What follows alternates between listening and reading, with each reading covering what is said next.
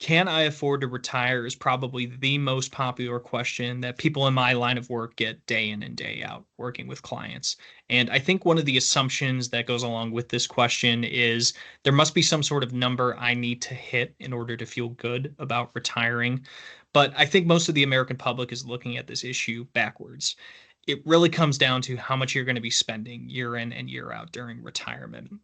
I've seen people retire with less than $500,000 where they have Social Security and a pension coming in, and they end up building wealth in retirement because they live very simple, inexpensive lifestyles.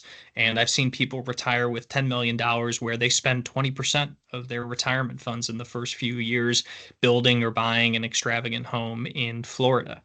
And so getting a good sense of what your budget is going to be year in and year out in retirement and taking a look at what your expenses are 4 to 5 years before retirement can help give you a really good sense of whether or not you can afford to do it. Two other important variables are inflation and taxes.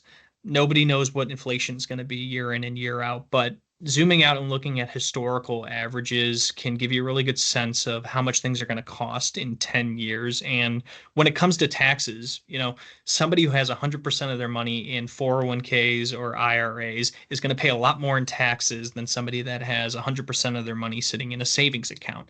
So, getting a good sense of how much money you're going to keep in retirement and how much you're giving to the government can give you a really good sense of whether or not you can afford to do it.